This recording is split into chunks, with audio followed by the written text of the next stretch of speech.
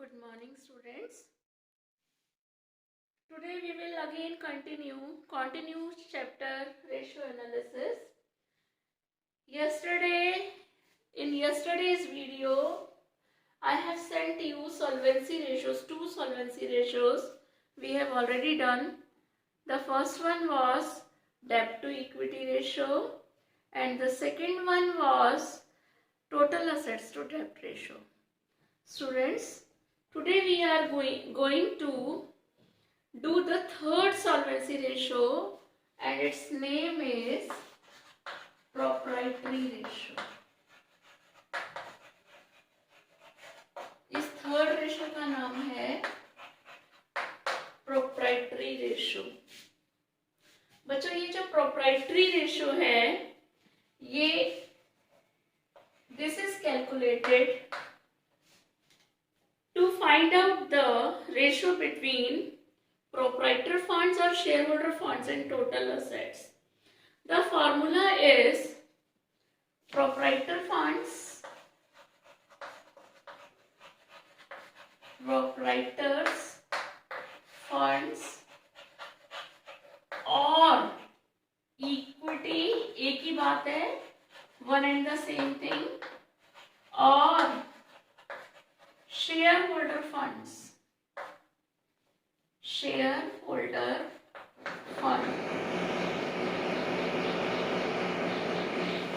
upon total assets.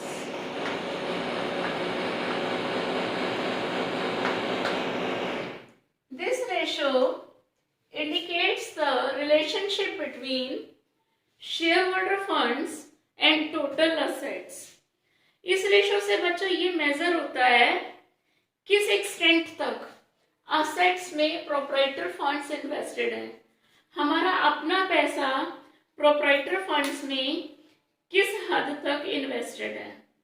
ठीक है, जितनी ये रेशो हायर आती है उतना जो है मनी लेंडर्स या जिनसे हमने डेब्ट लिया है, क्रेडिटर्स हैं, वो अपने आप को सेफ एंड सिक्योर्ड फील करते हैं.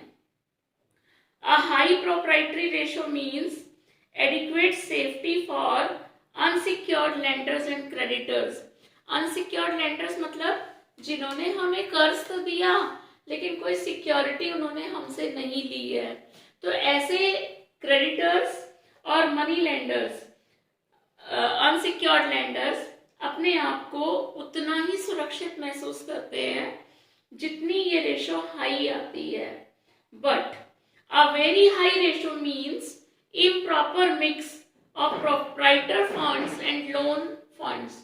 लेकिन बहुत हाई रेशो का मतलब है कि कैपिटल स्ट्रक्चर ऑप्टिमम नहीं है, क्योंकि ऑप्टिमम कैपिटल स्ट्रक्चर वही होता है जिसमें शेयर होल्डर फंड्स और डेब्ट का प्रॉपर रेशो होता है, प्रॉपर प्रोपोर्शन होता है. अगर कैपिटल स्ट्रक्चर के अंदर डेब्ट नहीं है या कम है तो इससे क्या होता है, जो शेयर होल्डर्स का रिटर्न ऑन इन्वेस्टमेंट है वो लेस हो जाता है, ROI लेस हो जाता है. तो स्टूडेंट्स, अ लो प्रोप्राइटरी रेशो इंडिकेट्स, अगर लो रेशो आ रही है, this indicates greater risk to unsecured lenders and creditors, and the enterprise is getting benefit of trading on equity. Students, this ratio may be expressed either as pure ratio जैसे 2:6 और as percentage. ठीक है, suppose एक company है, उसके share holder funds, ये proprietor funds 12 lakh है और टोटल असेट्स 16 लाख है. टोटल असेट्स की वैल्यू 16 लाख है और ये शेयर होल्डर फंड्स 12 लाख है. अगर हम इसकी रेशियो कैलकुलेट करेंगे तो 0.75 रेशियो 1. अगर हम इसको 100 से मल्टीप्लाई कर दें, इनटू 100 कर दें, तो this ratio can also be expressed in terms of percentage. The objective of computing this ratio is to measure the proportion of total assets financed by proprietor funds. ये total assets में कितना पैसा हमारा लगा है, ऑनर्स का लगा हुआ है. तो this ratio is important for unsecured lenders and creditors as they can ascertain the portion of shareholder funds in the total assets employed in the firm. Thus, a greater safety margin is for them if this ratio is high, but very high is risky. But in case of very high ratio, the earning per share of the shareholders reduces. Now I am taking one question in which you will have to calculate three ratios: debt to equity ratio, proprietary ratio and total assets to debt ratio. ये question है, इसमें तीनों ratios आपको solvency की अभी तक हमने की है. कौन कौन सी? डेब्ट इक्विटी रेशियो की है, वो भी कैलकुलेट करनी है इस क्वेश्चन के अंदर. फिर सेकंड रेशियो हमने की थी टोटल असेट्स टू डेब्ट रेशियो, और तीसरी रेशियो हो गई हमारी proprietary ratio. From the following information calculate डेब्ट to equity ratio, proprietary ratio and total assets to डेब्ट रेशियो. इसमें गिवन क्या क्या है इस क्वेश्चन के अंदर? Equity share capital ₹2 lakh, 10% preference share capital, 10% preference share capital 3 lakh rupees. फिर रिजर्व एंड सरप्लस में दो चीजें दे रखी हैं. रिजर्व एंड सरप्लस में एक तो जनरल रिजर्व गिवन है ₹2,50,000 और सरप्लस गिवन है, that is balance of statement of P&L is worth ₹1,50,000. इसके अलावा besides all these four 12% debentures given है. 12% डिबेंचर 16 लाख रुपीस के.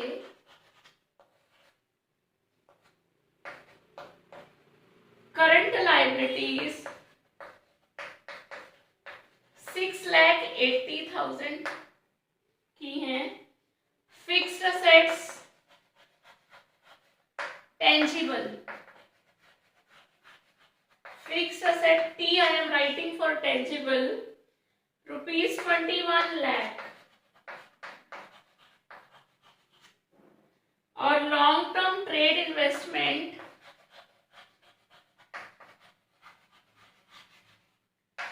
₹2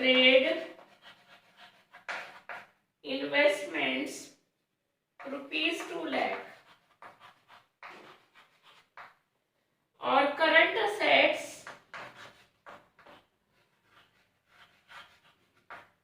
₹8,80,000. अब बच्चों इससे आप सबसे पहले हम निकालेंगे डेब्ट टू इक्विटी रेशियो. अब डेब्ट में क्या लेंगे हम? This is a part of डेब्ट. 12% डिबेंचर्स, दिस इज डेब्ट 16 लाख. इक्विटी में क्या क्या कंसिडर करेंगे हम? इक्विटी में इंक्लूड करेंगे equity share capital, preference share capital, general reserve, surplus. अगर हम इक्विटी देखें 3 और 2 5, 7, 7.5 लाख, 8, 9 लाख की तो इक्विटी है और 16 लाख का डिबेंचर है. डेब्ट इक्विटी रेशियो हो जाएगी डेब्ट अपॉन इक्विटी, यानी कि 16 लाख अपॉन 9 लाख. तो बच्चों यहाँ पर इस केस में आपकी डेब्ट इक्विटी रेशियो आएगी 1.78:1. अब प्रोप्राइटरी रेशियो अगर हम निकालें तो प्रोप्राइटरी रेशियो का फॉर्मूला होता है शेयर होल्डर फंड्स या proprietor funds upon total assets. Share holder funds में यही फिर से सारी चारों चीजें आ गई. 2 lakh equity share capital, preference share capital, ये सब चारों मिला के दिस इज इक्विटी और share holder funds, one and the same thing. Upon total assets. अब टोटल असेट्स कैसे निकालेंगे? टोटल असेट्स, अब अगर हम लायबिलिटीज साइड का भी अगर हमें सारी चीजें गिवन है तो we know very well that the sum total of liabilities is equal to the sum total of assets. तो यहाँ लायबिलिटीज का देखो 9 लाख का तो इक्विटी हो गया, नॉन करंट लायबिलिटीज 16 लाख की हो गई और करंट लायबिलिटीज 6,80,000 की हो गई। ये 3 चीजें होती हैं लायबिलिटीज साइड में। तो ये हो गई हमारी 9 लाख 25 लाख और ये हो गई 31 6,80,000 और जोड़ेंगे तो 31,80,000। तो हमारे पास टोटल असेट्स की वैल्यू हो गई 31,80,000 और इसका अगर हम रेशो निकालें प्रोप्राइटरी रेशो तो इसका फॉर्मूला होता है share holder funds upon total assets. और शेयर होल्डर फंड्स का टोटल 2 3 2 5 6 7 8 9 लाख तो हमारा शेयर होल्डर फंड्स है। और टोटल असेट्स हमने कैसे निकाले? यहाँ पर टोटल असेट्स निकाले share holder funds plus non current liabilities plus current liabilities. अगर हम तीनों को जोड़ देंगे तो लायबिलिटीज साइड का टोटल आ जाएगा that will be the same to assets, total assets. तो टोटल असेट्स का की वैल्यू आएगी 31,80,000 क्योंकि ये बढ़ गई आपकी 9 लाख और ये 15,80 31,80। तो टोटल असेट्स की वैल्यू आ गई 31,80,000। Now you can solve. Third ratio is total assets to डेब्ट ratio. Total assets again 31,80,000 upon डेब्ट, डेब्ट इज 16 लाख। तो 31,80,000 को 16 लाख से डिवाइड कर देंगे तो हमारी ये टोटल असेट्स टू डेब्ट रेशो आ जाएगी। Now the fourth solvency ratio is interest coverage ratio. Interest coverage ratio. Interest बच्चों डेब्ट पे किया जाता है। इस रेशो से हमें ये इंडिकेट होगा कि profit before interest and tax कितना टाइम्स इंटरेस्ट को कवर करता है। इंटरेस्ट कवरेज रेशो, इसका फॉर्मूला होता है profit before interest and tax.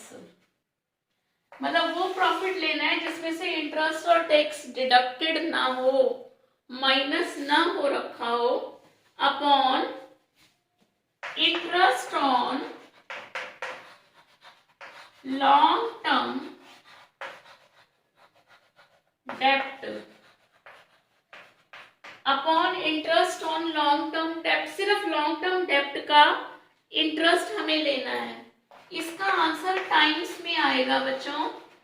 ये जितना ज्यादा टाइम्स रोटेट करेगा, जितना ज्यादा टाइम्स कवर करेगा क्या profit before interest and tax, interest को जितना टाइम्स ज्यादा कवर करेगा उतनी रेशो ये अच्छी मानी जाती है for debenture holders and lenders.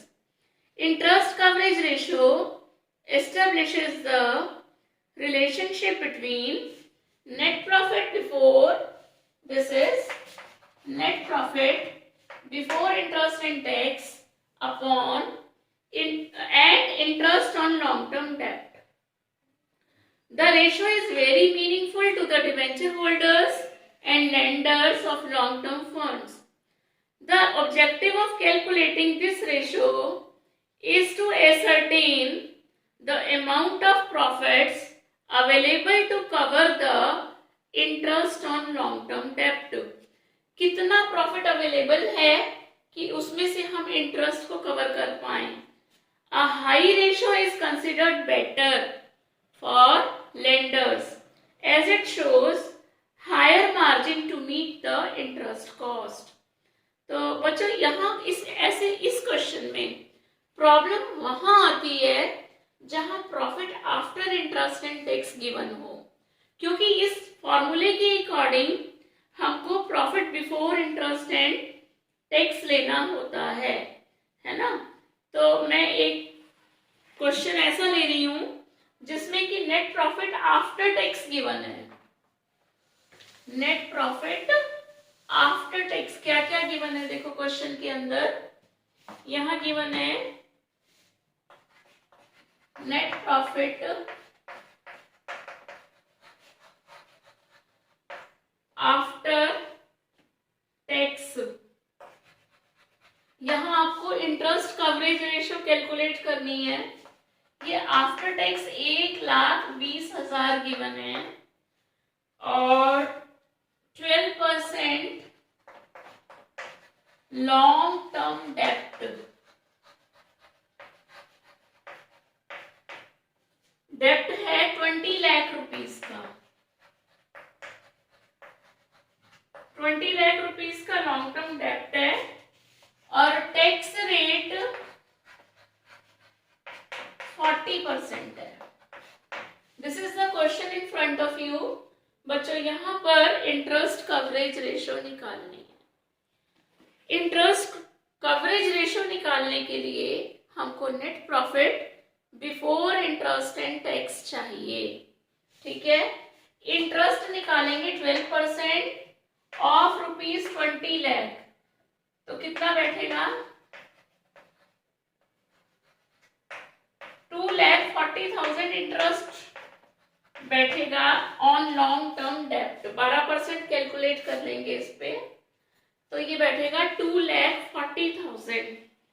तो net profit before interest and tax निकालने के लिए हमें ये समझना पड़ेगा जो भी नेट प्रॉफिट आता है उसमें से पहले इंटरेस्ट माइनस होता है। इंटरेस्ट हमारा है 2,40,000, तो यहां पर ये आ जाता है net profit after interest. Interest घटाने के बाद फिर ये जो net profit after interest and tax आता है इसमें से हम टैक्स घटाते हैं। टैक्स है 40%। टैक्स घटाने के बाद ये हमारे पास आया net profit after interest and tax. ये वैल्यू हमारे पास गिवन है 1,20,000 आई। टैक्स 40% कटा हुआ है, टैक्स की परसेंटेज यहाँ 40% गिवन है। अब जब टैक्स 40% गिवन है बच्चों, इसका मतलब है टैक्स कटने के बाद जो प्रॉफिट आया वो 60% के इक्विवेलेंट हो गया। तो हम इसको 60% के इक्विवेलेंट रख लेंगे और इज इक्वल टू 1,20,000। तो यहाँ हो जाएगा 1,20,000 इंटू 100/60। तो ये हो गया 2 लाख रुपीस।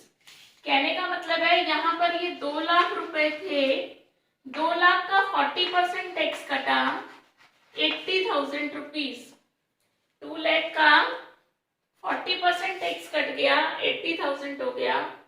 80,000 कटा तो ये 1,20,000 आ गया आफ्टर टैक्स। अब यहाँ पर 2,40,000 इंटरेस्ट कटा तब 2 लाख आया। इसका मतलब ये है कि नेट प्रॉफिट ये आपके पास था 4,40,000 बिफोर इंटरेस्ट एंड टैक्स। उल्टी गाड़ी चलानी है यहाँ पर। ये हमें गिवन है, इसमें कह रहा है 40% टैक्स है, तो ये 60% हो गया किसका, नेट प्रॉफिट आफ्टर इंटरेस्ट का। तो यहाँ हमने नेट प्रॉफिट आफ्टर इंटरेस्ट को x मान सकते हो, तो 60% ऑफ x 1,20,000 के इक्विवेलेंट हो गया। तो यहाँ हमारी x की वैल्यू आ गई 2 लाख रुपीस। 2 लाख रुपए में से 40% टैक्स कट गया, ये आ गया 1,20,000। अब इसमें से 2,40,000 इंटरेस्ट कटा हुआ है, इसका मतलब बिफोर इंटरेस्ट एंड टैक्स 4,40,000 था। अब हमको चाहिए interest coverage ratio. Interest coverage ratio कैसे निकलेगी? इसका फॉर्मूला होता है net profit before interest and tax interest coverage ratio का फॉर्मूला होता है net profit before interest and tax upon interest on long term डेब्ट। तो यहाँ net profit before interest and tax अभी हमने इससे पहले वर्किंग में निकाला था 4,40,000 और इंटरेस्ट कितना था 2,40,000। अभी कितना टाइम्स कवर होगा? 1.83 टाइम्स कवर हुआ है ये। 1.83 टाइम्स प्रॉफिट ने इसको कवर किया है इंटरेस्ट को। ठीक है, तो बच्चों ये थी आपकी सॉल्वेंसी रेशियोज। और सॉल्वेंसी रेशियो से आप क्या असेस करते हो?